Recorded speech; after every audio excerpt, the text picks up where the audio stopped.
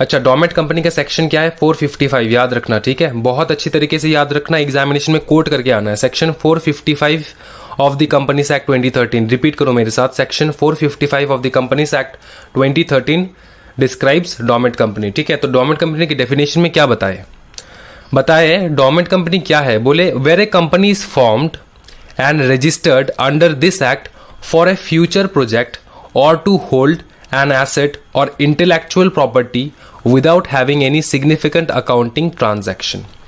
Such a company or an inactive company may make an application to ROC in such manner as may be prescribed for obtaining the status of a dormant company. ठीक है, तो पहले हम लोगों ने definition यहाँ book से पढ़ ली है, अभी मैं आपको समझाने वाला हूँ कि डोमेट कंपनी का मतलब क्या होता है।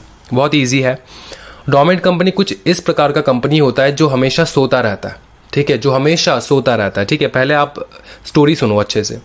डोमेट कंपनी एक इस प्रकार का कंपनी होता है जो हमेशा सोता रहता है, इनएक्टिव रहता है, एकदम एक्टिव नहीं है, इनएक्टिव रहता है, मतलब उसमें कोई काम काज जो है वो नहीं होता है, ठीक है। तो सर डोमेट कंपनी हम बनाए क्यों, डोमेट कंपनी हम क्रिएट क्यों करें? फिर सर भाई कुछ ऐसा मान लो, डोमेट कंपनी क्यों क्रिएट किया जाता है? आप फॉर एग्जाम्पल कोई भी फ्यूचर प्रोजेक्ट करना चाहते हो, ठीक है ना, आपने सोचा 5 साल बाद मेरा ये प्रोजेक्ट जो है आपको वो करना है। आपको क्या लगता है कंपनीज जो है वो 5 साल बाद क्या करने वाले, 10 साल बाद क्या करने वाले, वो क्या प्लान नहीं करते? वो ऑब्वियसली प्लान करते रहते हैं, ठीक है। जियो का जो प्लानिंग था वो बहुत साल पहले चलता आ रहा था उसके दिमाग में, उसने काम भी स्टार्ट कर दिया जियो का, अंबानी ने, ठीक है ना, बहुत साल पहले उसके दिमाग में आया कि जियो स्टार्ट करना है, ठीक है। तो ये जो आप देखते हो ना, अचानक बूम हो जाए, मतलब बूम मतलब कंपनी इतना ज़्यादा सक्सेस हो जाए, उसके पीछे 10 साल 15 साल का मेहनत लगता है, ठीक है ना। तो इसमें समझो क्या है कि आप सोच रहे थे कि 10 साल बाद आपको कोई एक फ्यूचर प्रोजेक्ट जो है वो पकड़ना है, उसके लिए आप अभी से तैयारी कर रहे हो। तो अभी से तैयारी कैसे करें? First of all future project पकड़ना है तो मेरे को एक जगह चाहिए, मेरे को एक दूसरा कंपनी चाहिए जिसके नाम से मैं क्या करूं, फ्यूचर प्रोजेक्ट जो है वो हेल्ड करूं। तो कंपनी चाहिए ना, मतलब क्या होता है कंपनी? जैसे कि कंपनी का बिल्डिंग चाहिए, लैंड चाहिए, ठीक है, लैंड चाहिए, बिल्डिंग चाहिए, तो ये सारे जो है आइटम्स ये मेरे को चाहिए होता है, ठीक है, फ्यूचर प्रोजेक्ट करने के लिए। तो इसके लिए मैं अभी से तैयारी कर रहा हूं। तो अभी से अगर तैयारी करूं तो मैं क्या कर सकता हूं? कोई भी कंपनी जो है, सुनो, कोई भी कंपनी मैं खरीद सकता हूं और उस कंपनी का लैंड एंड बिल्डिंग्स सब कुछ तो रहेगा ही, एसेट्स वगैरह सब कुछ तो रहेगा ही। जैसे ही मैं कंपनी खरीद लेता हूं, ठीक है, जैसे ही मैं कंपनी खरीद लेता हूं, उस कंपनी को मैं अप्लाई कर दूंगा for the status of A Dummit company. एक होता है खरीदना, दूसरा होता है इनकॉर्पोरेट करना। अगर मैं चाहूं तो मैं नया कंपनी जो है वो फॉर्म कर सकता हूं। मैंने लैंड बिल्डिंग सब कुछ खरीद लिया और उसको मैंने एक कंपनी का नाम जो है अभी से रख दिया, ठीक है ना। अगर आप कंपनी का नाम अभी से सोच के नहीं रख रहे हो, क्या हो सकता है फ्यूचर में 10 साल बाद कोई दूसरा इंसान आप ही के दिमाग में जो कंपनी का नाम चल रहा है उसी नाम से वो कंपनी खोल ले। ये भी तो हो सकता है, राइट, ये भी हो सकता है। तो आप क्या करते हो कि आप जो है एक कंपनी जो है वो क्रिएट कर लेते हो, इनकॉर्पोरेट कर लेते हो एक कंपनी। अभी सिर्फ कंपनी इनकॉर्पोरेट करना काफ़ी नहीं है, और डोरमेंट कंपनी तो हम लोग डायरेक्ट इनकॉर्पोरेट नहीं कर सकते। पहले हम लोग नॉर्मल कंपनी इनकॉर्पोरेट करेंगे, कोई भी नॉर्मल कंपनी इनकॉर्पोरेट करेंगे अंडर द कंपनीज एक्ट 2013। उसके बाद हम लोग अप्लाई करेंगे for the status of a dormant company. फायदा क्या है सर, वो बताइए, अप्लाई करने के बाद फायदा क्या है? जैसे मैंने आपको बताया प्रोजेक्ट मेरा 10 साल बाद है, प्रोजेक्ट मेरा 10 साल बाद है। अब 10 साल बाद मेरा प्रोजेक्ट है, अब तो मैं कुछ नहीं करने वाला, अभी से मैं प्रिपरेशन कर रहा हूं। तो जैसे मैंने डोरमेट कंपनी के लिए अप्लाई कर दिया, ठीक है, जैसे मैंने डोरमेट कंपनी के लिए अप्लाई कर दिया, डोरमेट कंपनी का फायदा क्या है समझो, बहुत ज़्यादा फायदा है। यहाँ पे कोई भी मेजर कंप्लायंस नहीं रखता, ऑडिटर रखो अलग अलग, मतलब ऑडिटर हर 5 साल बाद आप ऑडिटर चेंज करो, इसका कोई दरकार नहीं होता है। तो ये सब जो है ये डोरमेट कंपनी में एप्लीकेबल नहीं होता। बहुत कुछ जो है जो कि नॉर्मल कंपनीज में एप्लीकेबल होता है, इतने rules and regulations doormat company में एप्लीकेबल नहीं होता है, क्योंकि वो इनएक्टिव कंपनी रहता है, उसमें कुछ होता ही नहीं है, ठीक है। उसमें कोई सिग्निफिकेंट अकाउंटिंग ट्रांजैक्शन नहीं होता है। बताओ जरा, रिपीट करो, उसमें कोई सिग्निफिकेंट अकाउंटिंग ट्रांजैक्शन नहीं रहता है, ठीक है। तो इसलिए अभी से मैं कंपनी को होल्ड करके रखा हूं मेरे पास एज ए डोरमेट कंपनी, ठीक है, एज ए डोरमेट कंपनी, क्योंकि मेरे को फ्यूचर प्रोजेक्ट में उसमें काम लाना है, उसको काम में लाना है फ्यूचर प्रोजेक्ट में, अभी नहीं। तो अभी अगर आप कोई भी कंपनी आपके पास है जो अभी आपको उस कंपनी के ऊपर काम नहीं करना है, उस कंपनी को सिर्फ आप होल्ड करके रखें एज अ एसेट, ठीक है, एज अ एसेट आप उस कंपनी को होल्ड करके रख रहे हो, तो उस कंपनी को आप एक काम करना, डॉर्मेट के लिए अप्लाई कर देना, सो दैट उसमें ज़्यादा रूल्स एंड रेगुलेशंस कंप्लायंस ना लगे और आप वो कंपनी जो है ऐसे ही नॉर्मली रहे, ठीक है। तो डॉर्मेट कंपनी में वो सारे फायदे हैं, ठीक है। अब डॉर्मेंट कंपनी के डेफिनेशन में जब हम पढ़ते हैं, यहाँ पे दो इंपॉर्टेंट वर्ड्स जो है उसका मीनिंग समझना बहुत इंपॉर्टेंट है। अच्छा, पहले हम लोग यहाँ पे पढ़ेंगे, अब देखते हैं कि आपको मीनिंग समझ में आया है कि नहीं। Where a company is formed and registered under this act for future project, समझे ना बेटा, फ्यूचर प्रोजेक्ट के लिए, और होल्ड एसेट, या फिर आप एज ए एसेट होल्ड करके रखना चाहते हो, इंटेलेक्चुअल प्रॉपर्टी की जैसे आप होल्ड करके रखना चाहते हो, ठीक है। और डॉर्मेंट कंपनी कुछ इस प्रकार का कंपनी है जिसमें विदाउट हैविंग, जिसमें क्या नहीं होता है, सिग्निफिकेंट अकाउंटिंग ट्रांजैक्शन नहीं होता है, और वो एक इनएक्टिव कंपनी रहता है, ठीक है। Without having any significant accounting transaction such a company or inactive company may make an application, ठीक है। तो वैसे जो कंपनी है वो कंपनी, उस प्रकार के कंपनी वो एप्लीकेशन कर सकते हैं किसके पास, आरओसी के पास, in such manner as may be prescribed, मतलब उस मैनर में जिस मैनर में कंपनीज एक्ट ने बोल के रखा है अप्लाई करने के लिए, ठीक है। अब यहां पे दो भारी वर्ड हम लोग समझे। भारी वर्ड कौन सा है, एक है सिग्निफिकेंट अकाउंटिंग ट्रांजैक्शन, एक है सिग्निफिकेंट अकाउंटिंग ट्रांजैक्शन, और दूसरा है इनएक्टिव कंपनी, और दूसरा है, बताओ ना, दूसरा है अपना इनएक्टिव कंपनी। ये जो वर्ड जो है इस डेफिनेशन को भारी बना देता है, ठीक है। अब हम लोग यहां पर ये समझे, सर यहां पर ये बोले कि डॉर्मेंट कंपनी में कोई सिग्निफिकेंट अकाउंटिंग ट्रांजैक्शन नहीं रहता है और डॉर्मेंट कंपनी एक इनएक्टिव कंपनी रहता है, उस प्रकार के कंपनीज को कहा जाता है डॉर्मेंट कंपनी। अगर नॉर्मली आपको कोई भी डे टू डे लाइफ में कोई भी बंदा पूछे कि डॉर्मेंट कंपनी क्या है बताओ, और तो आप ये बहुत ज़्यादा एलेबोरेट नहीं करना चाहते, बहुत ज़्यादा बोल नहीं चाहते, तो आप शॉर्टकट में बोल सकते हो उनको, बेटा बात ये है कि dormant company is a company which do not have any significant accounting transaction and is an inactive company, ठीक है ना। इस प्रकार से आप डेफिनेशन बोल सकते हो उसको शॉर्टकट में, ठीक है। उसके बाद अगर उसने फीस पे किया आपको, तब फिर आप जाके बोलना उसको, बेटा डॉर्मेंट कंपनी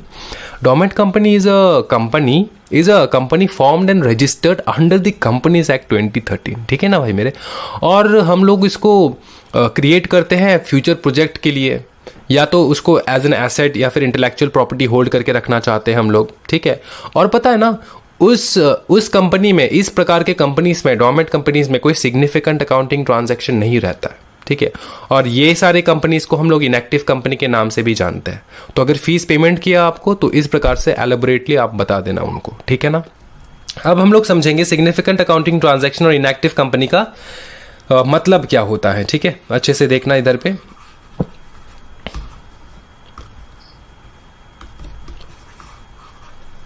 ओके। यहां से स्टार्ट करेंगे हम लोग। For the above purpose inactive company means a company, तीन चीज अच्छे से देखना।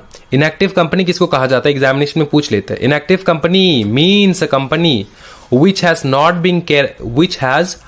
been carrying on any business or operation, has not made any significant accounting transaction during last 2 financial year, or has not filed financial statement and annual return during last 2 financial year। क्या समझे? हाँ जी। Inactive company कौन सा company है? Inactive company वो company है जो कोई भी बिजनेस कैरी नहीं कर रहा हो, कोई भी बिजनेस ऑपरेशन कैरी नहीं कर रहा हो, वो कंपनी है जिसने कोई भी सिग्निफिकेंट अकाउंटिंग ट्रांजैक्शन नहीं पास किया हो पिछले 2 साल से 2 फाइनेंशियल ईयर से उसने किसी भी प्रकार का सिग्निफिकेंट अकाउंटिंग ट्रांजैक्शन नहीं किया हो। अब सिग्निफिकेंट अकाउंटिंग ट्रांजैक्शन क्या है वो हम लोग नेक्स्ट डेफिनेशन में समझेंगे। और एक चीज, वो कंपनी जिसने फाइनेंशियल स्टेटमेंट और एनुअल रिटर्न पिछले 2 साल से नहीं भरा हो, ठीक है ना, 2 फाइनेंशियल ईयर से नहीं भरा हो, उस प्रकार के कंपनीज को कहा जाता है इनएक्टिव कंपनी। रिपीट करो मेरे साथ, रिपीट करो। Inactive company means a company which has not been carrying on any business or operation, or has not made any significant accounting transaction for last 2 financial year, or has not file any financial statement and annual return during the last 2 financial year. तो इनमें से कोई भी attract हो जाए तो आप क्या हो? Inactive company. इनमें से कोई भी अट्रैक्ट हो जाए तो आप क्या हो ना, बताओ ना, इनएक्टिव कंपनी हो, ठीक है। मतलब पिछले 2 साल से फाइनेंशियल स्टेटमेंट और एनुअल रिटर्न नहीं भरा है, पिछले 2 साल से सिग्निफिकेंट अकाउंटिंग ट्रांजैक्शन नहीं किया है, और आपके बिजनेस जो है उसमें कोई भी किसी भी प्रकार का ऑपरेशन कैरी नहीं हो रहा है अभी, ठीक है, तो उस प्रकार के कंपनीज को कहा जाता है इनएक्टिव कंपनी। अब यहाँ पर सिग्निफिकेंट अकाउंटिंग ट्रांजैक्शन का वर्ड जो है बहुत बार सुन चुके हैं हम लोग, तो इसका मीनिंग हम लोग अभी देखने वाले हैं। बोले सिग्निफिकेंट अकाउंटिंग ट्रांजैक्शन का मतलब क्या होता है? बोले significant accounting transaction means any transaction made by company except the transaction mention below. तो समझना, इन सारे ट्रांजैक्शंस के अलावा जितने भी ट्रांजैक्शंस होंगे उसको कहा जाएगा सिग्निफिकेंट अकाउंटिंग ट्रांजैक्शन। अच्छी तरीके से समझना, ये सारे ट्रांजैक्शंस को सिग्निफिकेंट अकाउंटिंग ट्रांजैक्शंस नहीं कहा जाएगा, मतलब इनके अलावा एक्सेप्ट दिस ट्रांजैक्शंस, तो इनके अलावा जितने भी ट्रांजैक्शंस होंगे कंपनी में वो सारे सिग्निफिकेंट अकाउंटिंग ट्रांजैक्शंस है, लेकिन सिर्फ इनके अलावा। तो वो कौन से ट्रांजैक्शंस है जो कि सिग्निफिकेंट अकाउंटिंग ट्रांजैक्शन के डेफिनेशन में नहीं गिरता है, ठीक है ना।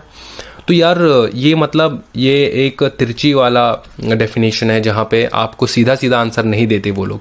सीधा आंसर कैसे दे? सिग्निफिकेंट अकाउंटिंग ट्रांजैक्शन में इतना ज़्यादा ट्रांजैक्शन आ जाएगा ना कि आप पढ़ते पढ़ते पढ़ते पढ़ते बूढ़े हो जाओगे कि सिग्निफिकेंट अकाउंटिंग ट्रांजैक्शन। इससे अच्छा ये है ना कि हम लोग ये बोल दे कि कौन सा ट्रांजैक्शन सिग्निफिकेंट अकाउंटिंग ट्रांजैक्शन नहीं है, तो उसके अलावा जितने भी ट्रांजैक्शंस है वो सारे सिग्निफिकेंट अकाउंटिंग ट्रांजैक्शंस है, ठीक है।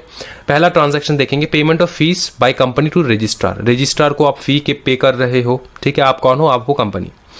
Payment made by company to fulfil the requirement of this act. Companies act में या फिर कोई अदर लॉस में जो कि इस कंपनी में अट्रैक्ट होता हो, ठीक है। कंपनीज एक्ट में अगर कुछ इस प्रकार का पेमेंट लिखा है जो कि कंपनी को करना है तो वो कर सकता है, वो सिग्निफिकेंट अकाउंटिंग ट्रांजैक्शन नहीं है, ठीक है।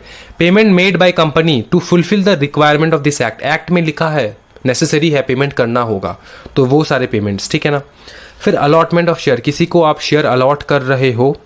और लास्ट में है payment for maintenance of its office and records. Office आपने कंपनी, डोमेट कंपनी मतलब क्या? डोमेट कंपनी में जो इनएक्टिव कंपनी है, इनएक्टिव कंपनी मतलब क्या? वहां पे जाले वाले लगे रहेंगे क्या? मकड़ी के जाले लगे रहेंगे क्या? नहीं ना। इनएक्टिव मतलब वहां पे सिग्निफिकेंट अकाउंटिंग ट्रांजैक्शन नहीं हो रहा है, लेकिन लाइट तो जल रहा होगा, बिजली तो आ रही होगी, कोई ना कोई इंसान तो वहां पे जाके डेली चेक कर रहा होगा, ठीक है ना। तो कंपनी तो है ना भाई मेरे। तो यहां पर क्या बोले? Payment for maintenance of its office and record. तो ऑफिस एंड रिकॉर्ड्स मेंटेन कर रहा हो, ठीक है, उसके लिए भी तो खर्चा लगता है ना, बिजली का बिल आता है, तो वो तो ट्रांजैक्शन है एक प्रकार का, कंपनी का ट्रांजैक्शन ही तो है बिजली का बिल पेमेंट करना। तो वो सारे जो है वो सिग्निफिकेंट अकाउंटिंग ट्रांजैक्शन के डेफिनेशन में नहीं आता है। तो आप अगर कोई भी कंपनी हो, आप अगर कोई भी डोरमेंट कंपनी हो, तो ये 4 ट्रांजैक्शंस आप कर सकते हो, इसके अलावा किसी भी प्रकार का ट्रांजैक्शन अलाउड नहीं है। डोरमेंट कंपनी ये 4 प्रकार का ट्रांजैक्शन कर सकता है, इसके अलावा किसी भी प्रकार का ट्रांजैक्शन अलाउड नहीं है, ठीक है, समझे ना बात मेरे। तो ये हो जाएगा सिग्निफिकेंट अकाउंटिंग ट्रांजैक्शन, ठीक है। डोरमेंट कंपनी का मेन चीज जो है मैंने आपको समझा दी है। आगे जो है वो सिर्फ एप्लीकेबिलिटी है, कैसे हम लोग स्टेटस ऑब्टेन करेंगे, मैं आपको बता दूं पढ़ाते पढ़ाते। ये जो है क्वेश्चन सिग्निफिकेंट अकाउंटिंग ट्रांजैक्शन का, ये क्वेश्चन आया था, ये वाला क्वेश्चन आया था आपका 2018 में आया था ये क्वेश्चन, लगभग 3 मार्क के लिए, ठीक है। ये क्वेश्चन आ चुका है 2018 में। नेक्स्ट हम लोग देखेंगे obtaining the status of a dormant company, ठीक है। Obtaining the status of a, बताओ ना, डोरमेंट कंपनी, कैसे हम लोग डोरमेंट कंपनी के स्टेटस को ऑब्टेन कर पाएंगे, ये मैं एक प्रकार के लिखा के आपको समझाने वाला हूं, ठीक है। और नोट्स जो है वो मैं अवेलेबल करा दूंगा, अभी शॉर्टकट में लिखाऊंगा मैं, ठीक है ना, तो शॉर्टकट में ही समझना है, ओके। अच्छे से देखना, कोई भी डोरमेंट कंपनी अगर आपको चाहिए, आपको रात को सपना आया, आप सुबह उठ के बोल रहे हो पापा को मेरे को डोरमेंट कंपनी चाहिए, तो उसके लिए क्या करना होगा? सबसे पहले आपको कोई भी किसी भी प्रकार का कंपनी को इनकॉर्पोरेट करना होगा एज ए नॉर्मल कंपनी, ठीक है ना। एज ए नॉर्मल कंपनी आप इनकॉर्पोरेट करेगा, नॉर्मल कंपनी, ठीक है, नॉर्मल कंपनी आपने इनकॉर्पोरेट किया, ठीक है। इनकॉर्पोरेट किया, क्या किया?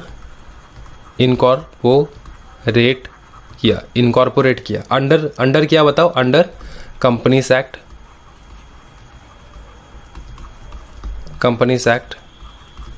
2013। अब ये नॉर्मल कंपनी आप इनकॉर्पोरेट कर रहे हो, ये आप दूसरा कंपनी भी हो सकता है कि आपने किसी भी कंपनी को खरीद लिया है जो कि ऑलरेडी इनकॉर्पोरेट हो चुका है अंडर द कंपनीज एक्ट 2013। आप दूसरे कंपनी को खरीद लिए, आप किसी भी दूसरे कंपनी को खरीद भी सकते हो, ठीक है ना। उसके बाद आप अप्लाई करो। तो नॉर्मल बात यह है कि डोरमेंट कंपनी के लिए अप्लाई करने के लिए आपके पास कोई एक कंपनी तो होना होगा जो कि इनकॉर्पोरेटेड है अंडर द कंपनीज एक्ट 2013। अब आप समझ लो, पापा ने आपको एक कंपनी लाकर दिया जो कि इनकॉर्पोरेटेड है under companies Act 2013, under companies Act 2013 incorporated है, ठीक है। अब इस कंपनी को अप्लाई करना है फॉर द डोरमेंट कंपनी, ठीक है। इस कंपनी को क्या करना है, अप्लाई करना है फॉर डोरमेंट कंपनी। अप्लाई दो प्रकार का हो सकता है, ठीक है। दो प्रकार के, दो वेज है जो आप स्टेटस डोरमेंट कंपनी का स्टेटस मांग सकते हो। एक तरीका है जहां पे एक पहला तरीका है जहां पे आप खुद से जाके make an application, suo motu, ठीक है। सुओ मोटो आप खुद से मेक एन एप्लीकेशन,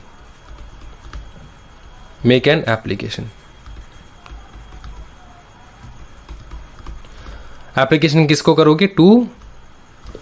एप्लीकेशन किसको करोगे बताओ ना। एप्लीकेशन करेंगे हम लोग टू रजिस्ट्रार,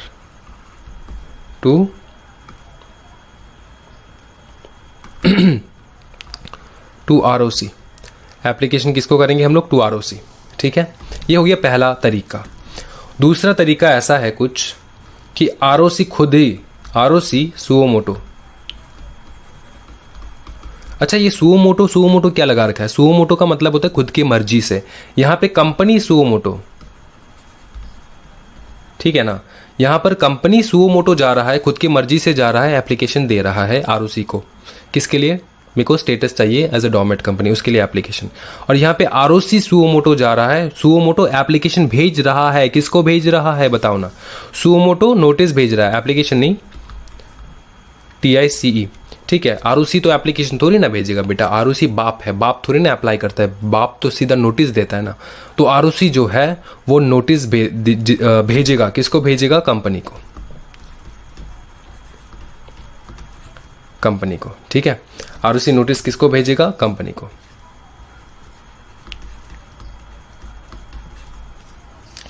अब समझना, बात बहुत अच्छी तरीके से समझना कि इसमें प्रोसेस है, प्रोसीजर है। आप समझ रहे होंगे कि सर आरओसी क्यों भेजेगा, आरओसी क्यों भेजेगा? हाँ जी बताओ ना, आरओसी क्यों भेजेगा?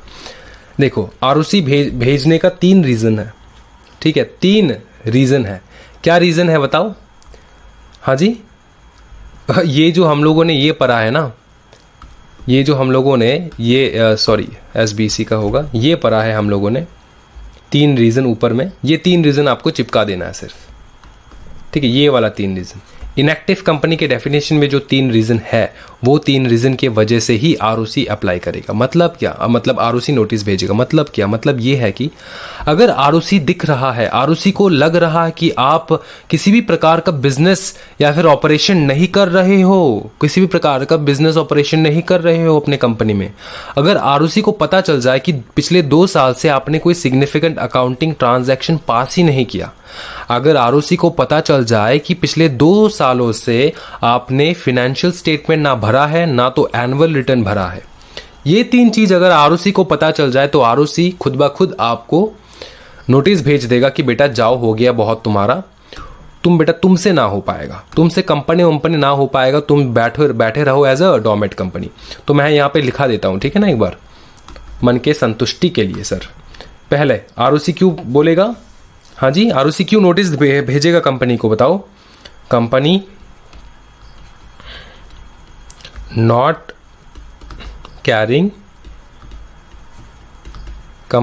Carrying on any business or operation, ठीक है। दूसरा बताओ, दूसरा कुछ इस प्रकार से है कि last 2 financial year has not made any बताओ सिग्निफिकेंट अकाउंटिंग ट्रांजैक्शन, ठीक है। और तीसरा बताओ, सेम है, if last 2 year financial year has not filed, बताओ क्या, has not filed financial statement और annual return। ये 3 रीज़न, अगर आरओसी को पता चल जाए कि ये 3 रीज़न से कोई भी एक रीज़न आपके कंपनी में अट्रैक्ट हो रहा है, ठीक है, कि आपका कंपनी जो है वो बिजनेस कैरी नहीं कर रहा है, किसी भी प्रकार का ऑपरेशन नहीं कर रहा है, बिजनेस ऑपरेशन नहीं कर रहा है, ठीक है ना, किसी भी प्रकार का पिछले 2 साल से सिग्निफिकेंट अकाउंटिंग ट्रांजैक्शन पास ही नहीं किया, सिर्फ बिजली का बिल ही भरता रहा, ठीक है, वो तो सिग्निफिकेंट अकाउंटिंग ट्रांजैक्शन के डेफिनेशन में आता ही नहीं है। और लास्ट अगर आरओसी को लगा कि आपने पिछले 2 फाइनेंशियल ईयर से फाइनेंशियल स्टेटमेंट नहीं भरा है और एनुअल रिटर्न नहीं भरा है, तब क्या कर देगा आरओसी, सीधा नोटिस भेजेगा आपके पास, ठीक है। क्या करेगा, नोटिस भेजेगा आपके पास और बोलेगा बेटा हो गया, तुमसे ना हो पाएगा, निकलो यहाँ से, फुटो, तुमको हम बना रहे हैं डॉर्मेंट कंपनी, जितना हम आपको दे रहे हैं उतने में खुश रहने की कोशिश करो, ठीक है। ये क्या कौन बोलेगा, आरओसी, ठीक है। तो ये 2 प्रोसीजर है, इसके बारे में हम लोग और चर्चा करेंगे आगे जाके, लेकिन ये समझ लो कि ये 2 प्रोसीजर है, ठीक है। और एक कंपनी जो है ना वो कितने साल तक डॉर्मेट बन के रह सकता है, ठीक है। 5 इयर्स तक एक कंपनी डॉर्मेट के लिए अप्लाई करके बैठे रह सकता है 5 इयर्स तक, ठीक है। हाँ जी बेटा, कोई दिक्कत वाली बात नहीं है। तो अगर आपने एज अ डॉर्मेट अप्लाई किया तो उसके बाद जो है पिछले नेक्स्ट 5 इयर्स तक जो है आपको कॉन्जिक्यूटिव 5 इयर्स तक आप डॉर्मेंट बन के रह सकते हो। Maximum period of 5 consecutive years a company can remain dormant company, ठीक है। समझ चुके, कोई दिक्कत वाली बात नहीं है, इतना समझ में आ चुका है। अब हम लोग आगे जाएंगे, ठीक है। आगे जितने जैसे जैसे जाएंगे अब थोड़ा कुछ लगेगा कि यार नया पढ़ रहे हैं हम, ठीक है। इतना तक तो हम लोग पहले भी पढ़ चुके, लेकिन अब लगेगा कि कुछ नया दिमाग के अंदर जा रहा है। तो obtaining status of A dormant company मैंने समझा दिया है, ठीक है ना। ये जो है ये आप देख लेना इधर से, ठीक है, यहाँ पर आप देख लेना, कोई दिक्कत वाली बात नहीं है। अब हम लोग पढ़ेंगे प्रोसीजर बताइए सर। एसबीसी का खेल यही है, एसबीसी का खेल यही है। कंपनी लॉ अपने को बोलता है कि इस प्रकार से जाओ, ऐसे ऐसे जाओ। कंपनी लॉ में भी बोला गया है, ठीक है, कंपनी लॉ में भी बोला गया है कि इस प्रकार से करो, उस प्रकार से करो। मतलब अगर आपको डॉर्मेंट कंपनी के लिए अप्लाई करना है तो ऐसे करना होगा, वैसे करना होगा। लेकिन एसबीसी में बोला जाता है कि डिटेल प्रोसीजर जो होता है ना, कंपनी लॉ इतना ज़्यादा डिटेल में नहीं बोलेगा आपको, लेकिन एसबीसी में अपने खुद के लैंग्वेज से समझाया गया है, थोड़ा डिटेलली समझाया गया है, समझा। ओके, अभी हम लोग देखने वाले procedure to obtain the status of a dormant company. सबसे पहले क्या करेंगे हम लोग, कॉमन सेंस लगाओ, ये आप सकोगे, आपके अंदर में है। आप बोलो कि मेरे को पता है प्रोसीजर, मेरे साथ बोलो, मेरे को पता है प्रोसीजर क्या है। अब प्रोसीजर क्या है समझना, ठीक है। सबसे पहले हम लोग क्या करेंगे, कोई भी कंपनी डिसीजन ले रहा है कि मेरे को डॉर्मेंट कंपनी रखना है कि नहीं, डॉर्मेंट कंपनी होल्ड करना है कि नहीं, डॉर्मेंट कंपनी के स्टेटस के लिए अप्लाई करना है कि नहीं, तो उसके लिए उसको क्या करना पड़ेगा। ऑब्वियसली अपने शेयर होल्डर्स जो है उनसे परमिशन लेना होगा। शेयर होल्डर्स के परमिशन के बिना पत्ता तक नहीं हिलता, समझाना बेटा। हाँ जी बताओ, शेयर होल्डर के परमिशन के बिना पत्ता तक नहीं हिलता। और बोर्ड मीटिंग में कंपनी सेक्रेटरी के बिना कोई पत्ता नहीं हिलता, समझा। ये होता है बात। सबसे पहले हम लोग करेंगे board meeting,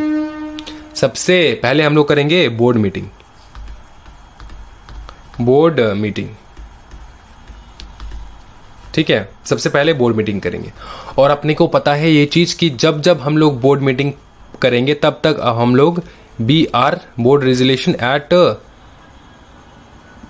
BM board meeting pass करेंगे। अच्छा, बोर्ड मीटिंग में हम लोग डिस्कस क्या करेंगे, बोर्ड मीटिंग में हम लोग सबसे पहले डायरेक्टर्स से हम लोग सुझाव लेंगे कि यार ये करना चाहिए कि नहीं, हम लोग को स्टेटस अप्लाई करना चाहिए कि नहीं। मैक्सिमम डायरेक्टर्स ने अगर बोल दिया कि हाँ जी ठीक है चलो अप्लाई करते हैं ना status for the status of a dormant company, फिर आप क्या करोगे, फिर आप सारे डायरेक्टर्स के साथ बैठ के डिस्कस करोगे कि कौन से डेट में, अपने को तो माई बाप से भी पूछना होगा, माई बाप मतलब शेयर होल्डर्स, तो कौन सा वो डेट रखे, कौन सा वो दिन रखे, कौन सा वो जगह रखे जहां पे हम लोग एक जनरल मीटिंग कंडक्ट करें और उस जनरल मीटिंग में हम लोग क्या करें, शेयर होल्डर्स से कोई अप्रूवल ले कि अपना स्टेटस जो है एज अ डोरमेंट कंपनी बनाना है, सर जी अप्लाई अप्रूवल जो है आप दे दीजिए। कौन करेगा? बोर्ड मांगेगा approval from home, from the share holders. तो उसके लिए तो बेटा हम लोग को क्या करना होगा? डे फिक्स करना होगा, डेट फिक्स करना होगा, टाइम फिक्स करना होगा and venue for general meeting. तो हम लोग डेट, टाइम और वेन्यू डिसाइड करेंगे बोर्ड मीटिंग में कि जनरल मीटिंग जो है वो कहाँ पे कंडक्ट करना है, ठीक है ना, कहाँ, कब और कौन से समय पे। Of the member, general meeting किसका सर? मेंबर्स का, members of the company to pass a special resolution. Board meeting में हम लोग डिसाइड करेंगे कि डे, डेट, टाइम और वेन्यू क्या होगा? जनरल मीटिंग का। उसके बाद हम लोग जनरल मीटिंग कंडक्ट करेंगे। क्या करेंगे? उसके बाद हम लोग जनरल मीटिंग जो है वो कंडक्ट करने वाले हैं, ठीक है। अब इस जनरल मीटिंग में हम लोग क्या पास करेंगे? एसआर इन जीएम। एसआर इन जीएम तो यही है ना, special resolution in general meeting, ठीक है ना। जो बच्चे अभी तक एसआर इन जीएम का मतलब नहीं समझे वो बच्चे गए, ठीक है। तो एसआर इन जीएम का मतलब यही है, special resolution in general meeting, ठीक है। तो क्या क्या करेंगे बताओ? सबसे पहले हम लोग बोर्ड मीटिंग करेंगे। बोर्ड मीटिंग में हम लोग date and time and venue fix करेंगे जनरल मीटिंग का, और जनरल मीटिंग में हम लोग क्या करेंगे? एसआर इन जीएम पास कर देंगे, ठीक है। फिर देखो फिर क्या बोला गया है, ठीक है। एसआरएनजीएम पास करेंगे। उसके बाद for making the application to ROC, किस लिए एसआरएनजीएम पास करेंगे? वही तो अप्लाई करने के लिए। किसके पास अप्लाई करेंगे? आरओसी के पास। तो ये हम लोग स्टार्टिंग से एक बार पढ़ेंगे ये वाला पोर्शन, ठीक है ना, सो दैट अपने को अच्छे से समझ में आ जाए स्टोरी, ठीक है। यहां से स्टार्ट करते हैं। बोले कि the company shall call a board meeting to fix day, date, time and venue for general meeting of the members of the company to pass a special resolution for making application to ROC to obtain the status of a dormant company। समझे? क्या बोले? The company shall call board meeting. किस लिए call करेंगे board meeting? Fix करने के लिए। क्या फिक्स करने के लिए? डे, डेट, टाइम और वेन्यू। किस चीज का? जनरल मीटिंग का, ठीक है। जनरल मीटिंग का, मेंबर्स की जनरल मीटिंग का। और उसी जनरल मीटिंग में हम लोग डिसाइड करेंगे कि एप्लीकेशन भेजना है कि नहीं है आरओसी को। पास करेंगे क्या? Special resolution for making the application to ROC to obtain the status of a dormant company, ठीक है। तो इजी है, कोई दिक्कत वाली बात नहीं है। पहले हम लोग क्या करेंगे? ये वाला चीज करेंगे, बीआरएड बीएम करेंगे, उसके बाद एसआरएनजीएम करेंगे, और उसके बाद क्या करेंगे? उसके बाद जो है the company shell obtain statement of affairs. हम लोग स्टेटमेंट ऑफ अफेयर्स जो है वो लेंगे किससे? कंपनी के ऑडिटर्स से, ठीक है। कंपनी के ऑडिटर्स से हम लोग क्या करेंगे? स्टेटमेंट ऑफ अफेयर्स लेंगे, ठीक है। और स्टेटमेंट में ऑफ अफेयर्स में क्या लिखा रहेगा? कंपनी की फाइनेंशियल पोजीशन जो है वो लिखा रहेगा कि कंपनी जो है वो घपलाबाजी करके उसके बाद तो डोरमेंट के लिए अप्लाई नहीं कर रहा है ना। कंपनी जो है उसका फाइनेंशियल पोजीशन ठीक ठाक तो है, कोई दिक्कत वाली बात तो नहीं है। वो जो है ऑडिटर जो है वो लिख के रखेंगे अपने कंपनी के फाइनेंशियल स्टेटमेंट में, ठीक है ना। तो ऑडिटर से हम लोग क्या लेंगे? स्टेटमेंट ऑफ अफेयर्स लेंगे। तो सेकंड जो है ये यहां से यहां तक याद करना, सिर्फ स्टेटमेंट ऑब्टेन बताओ। ऑब्टेन क्या? Obtain statement of affairs from the auditor of the company. ये हो जाएगा सेकंड स्टेप। थर्ड स्टेप में हम लोग जाएंगे the company shall hold the general meeting at the appointed time, place and date as per the notice calling the said meeting. The notice shall propose the resolution as a special resolution। तो third step क्या रहेगा कि हम लोग क्या करेंगे बताओ? हम लोग मीटिंग हेल्ड कर देंगे। कौन सा मीटिंग? General meeting. और उस जनरल मीटिंग में क्या करेंगे? एसआरएनजीएम पास करेंगे, ठीक है। और फोर्थ में क्या करेंगे हम लोग? चौथा पॉइंट में स्टार्टिंग वाला जो पोर्शन है यहाँ पर सिर्फ ऊपर पॉइंट 3 का रिपीटेशन है। बोले कि स्पेशल रेजोल्यूशन पास करेंगे और सो दैट हम लोग आरओसी का अप्रूवल ले पाए। आरओसी जो है उनको हम लोग एप्लीकेशन लिख पाए और आरओसी जो है अपने को स्टेटस ग्रांट कर दे for the status of a dormant company. ये हो चुका है। अपने 3 में हम लोग समझ चुके हैं ये चीज, लेकिन 4 में हम लोग क्या समझेंगे? यहां पर जो स्पेशल रेजोल्यूशन हम पास करते हैं ना 3 में जो हम लोग स्पेशल रेजोल्यूशन पास करते हैं, उसी स्पेशल रेजोल्यूशन का जो कॉपी है वो फाइल करेंगे हम लोग MGT 14 में। The company shall file MGT 14 with ROC for filing special resolution within 30 days from passing of the said special resolution. वो जो स्पेशल रेजोल्यूशन ने हम लोग पास किया, वही स्पेशल रेजोल्यूशन फर्स्ट हम लोग MGT 14 में सबमिट करेंगे ROC के पास कि भैया जी स्पेशल रेजोल्यूशन में ये चीज़ हुआ है, स्पेशल रेजोल्यूशन में इतने सारे शेयर होल्डर्स ने वोट किया है, और इस स्पेशल रेजोल्यूशन में लिखा है कि हम लोग मतलब इस स्पेशल रेजोल्यूशन जब हम पास किए तब सारे शेयर होल्डर्स ने मतलब मैक्सिमम 3/4 शेयर होल्डर्स ने क्या बोला। स्पेशल रेजोल्यूशन का मतलब क्या होता है कि 3/4 शेयर होल्डर्स राजी रहना, ठीक है। 3/4 मतलब 75% of the share holders in value, वो लोग अगर राजी रहे तो क्या बात, समझे ना। तो 75% शेयर होल्डर्स ने वोट कर दिया है, राजी है for obtaining the status of dormant company, वो हम लोग बोलेंगे ROC को। और ROC क्या करेगा फिर, और वो हम लोग कैसे बोलेंगे, हम लोग बोलेंगे by passing MGT 14 to ROC, ठीक है। उसके बाद आफ्टर फाइलिंग फॉर्म MGT 14 कंपनी क्या करेगा, MSC 1 फाइल करेगा। बताओ क्या, MSC 1 फाइल करेगा। अब ये MSC 1 है क्या, the company shall file form MSC 1 with ROC along with the copy of the special resolution, copy of statement of affairs, declaration by the directors and other necessary documents. याद रखना, जब हम लोग status of a dormant company के लिए apply करते हैं तो वो जो फॉर्म रहता है वो फॉर्म ही रहता है MSC 1। MSC 1 के फॉर्म में हम लोग अप्लाई करते हैं for the status of a dormant company. MSC 1 और MGT 14 में कंफ्यूज मत हो जाना। MGT 14 का फॉर्म जो है वो हम लोग स्पेशल रेजोल्यूशन जो हम लोग ने पास किया, वही स्पेशल रेजोल्यूशन हम MGT 14 में हम लोग ROC के पास भेजते हैं। और MSC 1 में तो हम लोग अप्लाई करते हैं ROC के पास कि भैया हमने को स्टेटस दे दो, स्टेटस दे दो। किस चीज़ का status, status of a dormant company, ठीक है। MGT पहले हम लोग फाइल करेंगे MGT 14, उसके बाद हम लोग फाइल करेंगे MSC 1 with ROC along with the copy of special resolution. फिर से दोबारा हम लोग कॉपी सेंड करेंगे, किस प्रकार का कॉपी, स्पेशल रेजोल्यूशन का कॉपी, ठीक है। Copy of statement of affairs, statement of affairs तो ऊपर हम लोग बोले ही है, ठीक है ना। स्टेटमेंट ऑफ अफेयर्स किससे लेंगे, हम लोग ऑडिटर से लेंगे।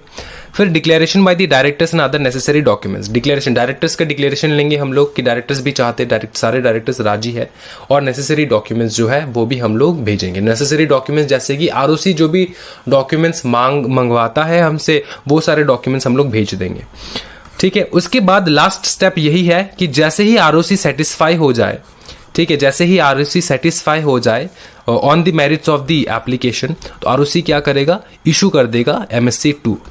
और इस MSC 2 में क्या रहेगा, MSC 2 एक्चुअली सर्टिफिकेट है। सर्टिफिकेट किस चीज़ का, वो कॉन्फर्मेशन है, ठीक है। कन्फर्मेशन है कि मैं सेटिस्फाई हो चुका हूँ, ठीक है, मैं अभी आपको ग्रांट करता हूं the status of a dormant company.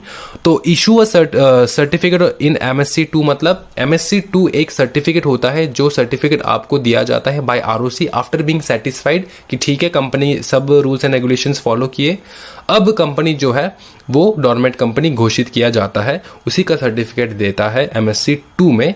कौन देता है, ROC, किसको, कंपनी को। समझ चुके हम लोग, बहुत इजी था, कोई दिक्कत वाली बात थी ही नहीं। फिर देखो, prerequisite for obtaining the status of a dormant company, इसका मतलब क्या है कि यार डोरमेंट कंपनी के लिए हम लोग अप्लाई तो करेंगे, लेकिन उसका कुछ डिसएडवांटेजेस भी है, मतलब उसमें जो है थोड़ी दिक्कतें भी आने वाले हैं। सर कैसे, मतलब जैसे कि रजिस्ट्रार कब आपको डोरमेंट कंपनी अप्लाई करने के लिए मना कर देगा और आपका एप्लीकेशन ठुकरा देगा, रिजेक्ट कर देगा। कब रजिस्ट्रार आपको ग्रांट नहीं करेगा the status of a dormant company, ठीक है। आप साइड में लिख सकते हो, registrar will not grant the status of a dormant company if ये सारे कंडीशंस, अगर इनमें से कुछ भी अट्रैक्ट हो जाता है आपके कंपनी में, तो रजिस्ट्रार जो है वो आपको डोरमेंट कंपनी घोषित कभी भी नहीं करेगा। वो स्टेटस अप्लाई करने के लिए वो स्टेटस आपको देगा ही नहीं, आपका एप्लीकेशन रिजेक्ट कर देगा। कौन रिजेक्ट करेगा, ROC। वो सारे कौन से समय है देखो एक बार अच्छे से। पहला, अगर आपके कंपनी में कोई भी किसी भी प्रकार का इंस्पेक्शन, इंक्वायरी और इन्वेस्टिगेशन चल रहा हो। बहुत रैपिड स्पीड में जाऊंगा मैं, एक सेकंड भी दिमाग जो है वो इधर से उधर नहीं लेकर जाना है, ठीक है ना। अपने वंडरलैंड से निकलो और यहाँ पे बहुत ध्यान से देखो। सबसे पहला इंस्पेक्शन इंक्वायरी, अगर इन्वेस्टिगेशन चल रहा हो आपकी कंपनी के अगेंस्ट में, ठीक है, प्रोसिक्यूशन चल रहा हो आपके कंपनी के अगेंस्ट में, आपका पब्लिक डिपॉजिट जो है वो आउटस्टैंडिंग है, पब्लिक डिपॉजिट आउटस्टैंडिंग है। पब्लिक डिपॉजिट हम लोग कंपनी लॉ में समझेंगे बहुत अच्छी तरीके से, यहां पर सिर्फ इतना समझो कि आपका पब्लिक डिपॉजिट जो है वो आउटस्टैंडिंग है, आपने डिफॉल्ट करके रखा है, ठीक है, डिफॉल्ट करके रखा है। पब्लिक डिपॉजिट के इंटरेस्ट जो है वो शायद आपने पेमेंट नहीं किया हो, समझे, पब्लिक डिपॉजिट आउटस्टैंडिंग है। दूसरा बताओ, आउटस्टैंडिंग लोन है, बताओ क्या, आउटस्टैंडिंग लोन है, वेदर सिक्योर्ड और अनसिक्योर्ड, इतना याद रखो सिर्फ, ठीक है। आउटस्टैंडिंग लोन है, वो लोन सिक्योर्ड भी हो सकता है, अनसिक्योर्ड भी हो सकता है, लेकिन आउटस्टैंडिंग है अभी भी, ठीक है, पेमेंट नहीं हुआ है लोन का, लोन चुकाया नहीं है आप लोगों ने, ठीक है। उसके बाद हम लोग देखेंगे, अच्छा यहां पर एक एक्सेप्शंस दे दिया, ठीक है, अगर यहां पर एक्सेप्शन दे दिया, ये कंसेप्ट है, समझो अच्छे से, ये जो ई वाला पॉइंट है यहां पर एक कंसेप्ट है, ठीक है, ये कंसेप्ट है, ये कंसेप्ट है, ये एक एक्सेप्शन है ऊपर वाले पॉइंट का। ऊपर वाले पॉइंट में बोले अगर अनसिक्योर्ड और सिक्योर्ड लोन है और वो आउटस्टैंडिंग है तो रजिस्ट्रार आपको कभी भी अलाउ नहीं करेगा डोरमेंट कंपनी के स्टेटस के लिए, ठीक है ना।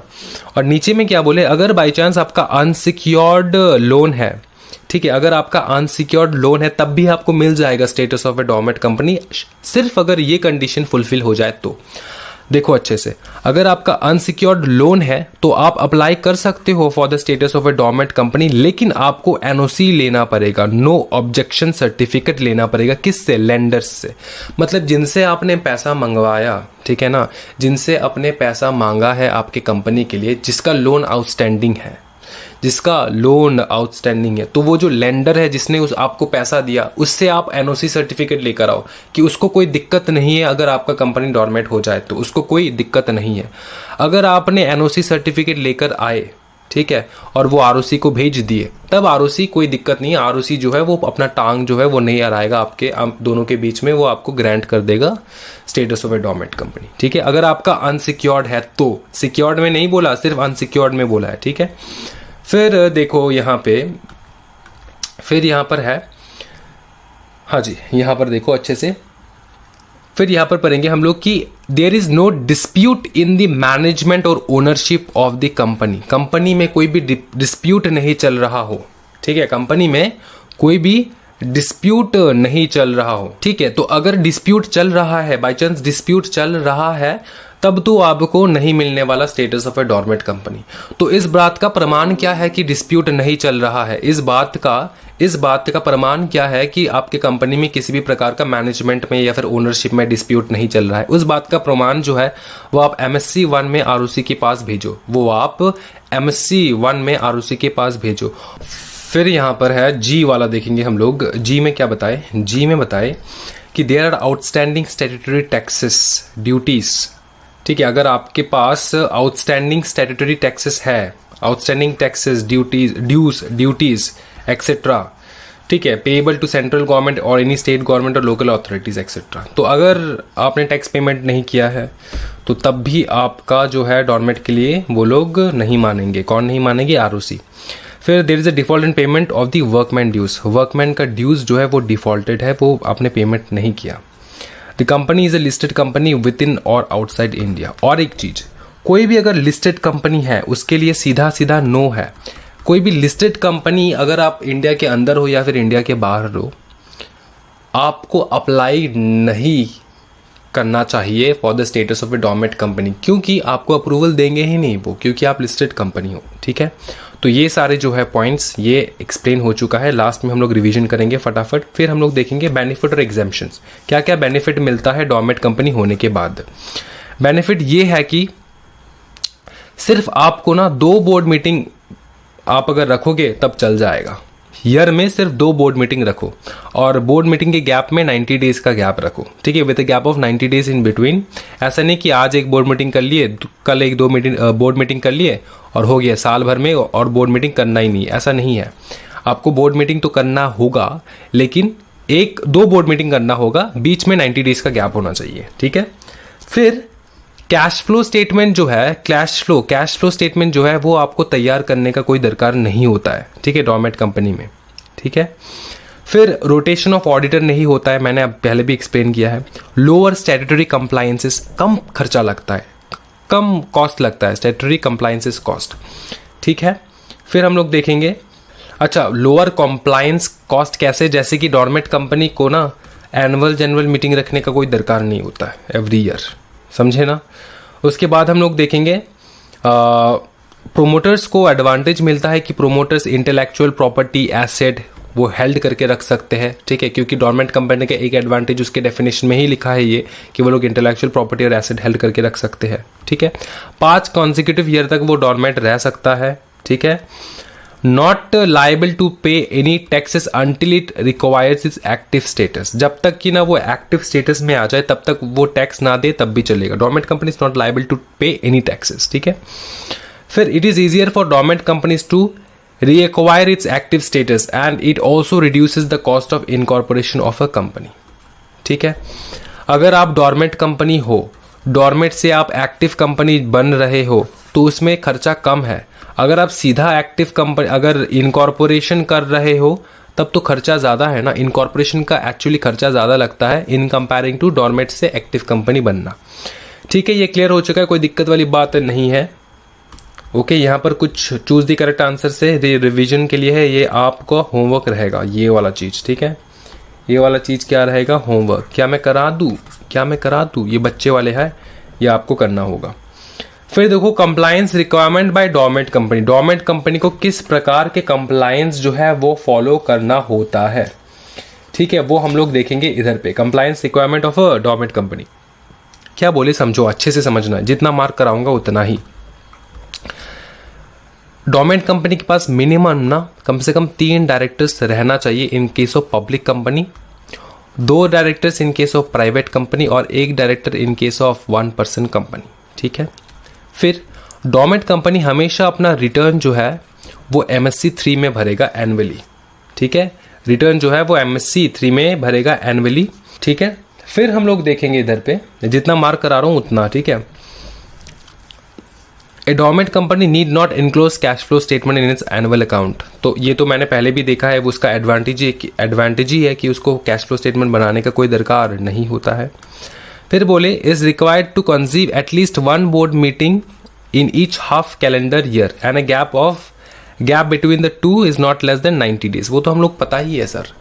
ईच हाफ कैलेंडर ईयर में मतलब 6 महीने में 1 मीटिंग, 6 महीने में बताओ ना 1 मीटिंग आपको करना है, और पूरे साल में आपको 2 मीटिंग करना है, और दोनों मीटिंग के बीच में गैप जो है वो 90 डेज का रहेगा, ठीक है। Each half of the calendar, ये समझे ना, हाफ मतलब 6 महीने में 1 meeting. The provision of the act in relation to the rotation of auditors are not applicable, ये हम लोग ऊपर में देख चुके सर, रिपीट क्यों करा रही हूँ, रिपीट यहाँ पर करे इसलिए मैं करा रहा हूँ। फिर बोले dormant company shall continue to file the return or returns of allotment and change in director in the manner within the time specified in the act whenever the company allows any security to any person or there is any change in the director of the company। तो जब भी आप किसी भी प्रकार का allotment करते हो, allotment of shares, dormant company का शेयर्स तो रहेगा ना बेटा, वैसे कंपनी चलेगा कैसे, तो वो शेयर्स आप किसी को अलॉट कर रहे हो, डायरेक्टर को चेंज कर रहे हो, तो उसके सारे आपके जो स्पेसिफिकेशंस है वो आपको फाइल करना होगा आरओसी के पास, ठीक है। अलॉटमेंट का रिटर्न जो है वो भी फाइल करना पड़ेगा, ठीक है।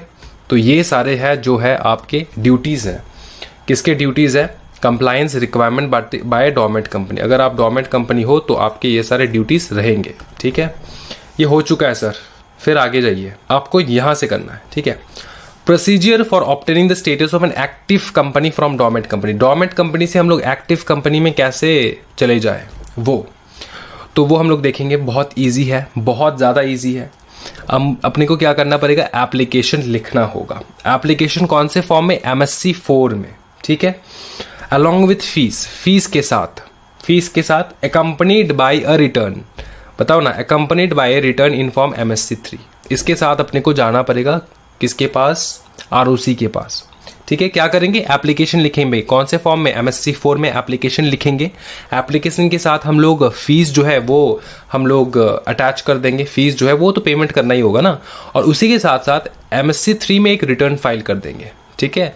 और किस प्रकार का रिटर्न सर, फाइनेंशियल ईयर का return in respect of the financial year in which the application of obtaining the status of N active company is being filed, ठीक है। उसी फाइनेंशियल ईयर का रिटर्न हम लोग भरेंगे, जिस साल में हम लोग एक्टिव कंपनी के लिए अप्लाई कर रहे हैं।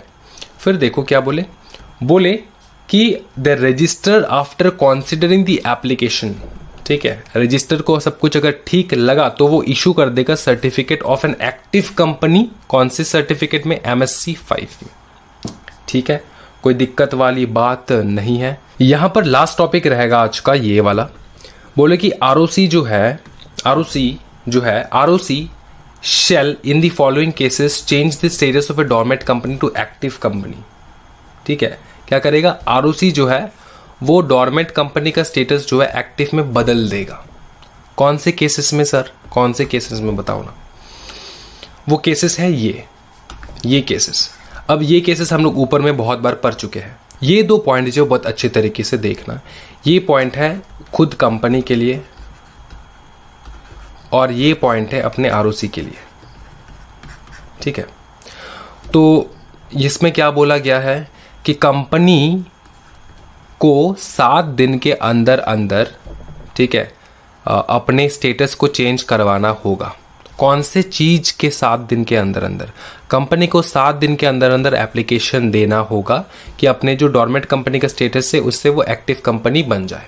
कौन सी चीज से वो 7 दिन स्टार्ट होने वाला है? देखो, जब भी कंपनी कुछ ऐसा काम करे जहां पे उसके जो डोरमेट कंपनी का स्टेटस है वो अफेक्ट हो रहा है। जैसे सर एग्जांपल बताइए। एग्जांपल, वो अपने कंपनी में, डोरमेट कंपनी में सिग्निफिकेंट अकाउंटिंग ट्रांजैक्शन करने लग गया है, तो उसका जो डोरमेट कंपनी का स्टेटस है वो अफेक्ट हो रहा है, क्योंकि डोरमेट कंपनी में तो सिग्निफिकेंट अकाउंटिंग ट्रांजैक्शन नहीं होना चाहिए।